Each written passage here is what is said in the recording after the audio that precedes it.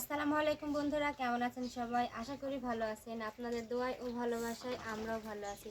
আজকে আমি একটা নতুন খাবার তৈরি করব, সেটা হচ্ছে ড্রাগনের পরোটা। মানে আমার মেয়ে অনেকদিন থেকে বলছে ড্রাগনের পরোটা খাবে, সেই জন্য আজকে আমি যা যা উপকরণগুলো দরকার, এই যে ময়দা, ড্রাগন ফল, লবণ, তেল, এগুলো সবই তৈরি করে নিয়েছি। আর কিভাবে বানাবো সেটা আপনাদের সঙ্গে শেয়ার করব, তো আপনারা পাশে থেকে দেখবেন।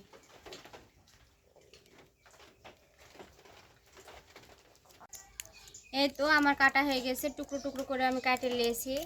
আপনারা যাদের বাসায় ব্লেন্ডার আছে তারা ব্লেন্ড করেও নিতে পারেন। আমরা ভাই গরিব শরীফ মানুষ, আমাদের বাড়িতে ব্লেন্ডার নাই। এই তো সেজন্য আমি কাটা চামচ দ্বারা এগুলোকে মালিশ করে নিব। এই তো আমার ব্লেন্ডারের মতো করে ব্লেন্ড করা হয়ে গেছে।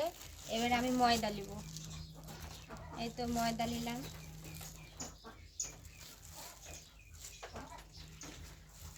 এই তো ময়দা নিব, সামান্য পরিমাণে লবণ নিব, আর একটু তেল নিব।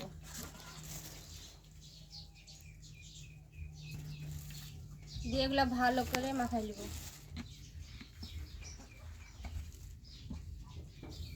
দিয়ে এই যে আস্তে আস্তে আমি এখন এই ড্রাগন ফলের এগুলো দিয়ে মিশাই নেব।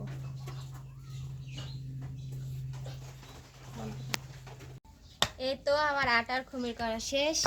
এভাবে আপনারাও সানিয়ে নেবেন বাড়িতে। আর এবার ছোট্ট ছোট্ট করে আমি লই করব, করে পরোটা বানিয়ে নেব।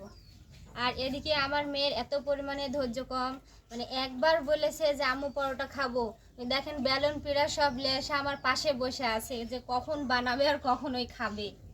আসলে ছোট মানুষের জানে ধৈর্য কম। এই তো আমার সবগুলো পরোটা বানানো শেষ। এই আমি এখন যা চুলাতে ভেজে নিব। আপনারা যাদের বাড়িতে রুটি মেকার আছে তারা রুটি মেকারেও বানাতে পারেন। আমি বেলুন পিড়াতে তৈরি করে নিয়েছি।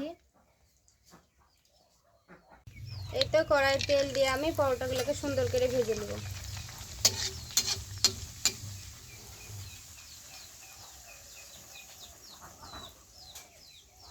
সুন্দরভাবে কিন্তু পরোটাগুলো ফুলবে।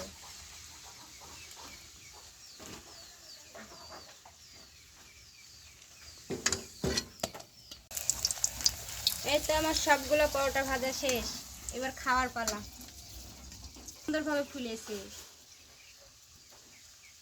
এই তো আমার সব পরোটা বানানো শেষ, এবার আমি খাই দেখবো কেমন হয়েছে। আর আমার মেয়ে তো ছোট, প্রথম থেকে মানে যখন থেকে আমি পরোটা বানাই তখন থেকে বসে আছে আমার পাশে।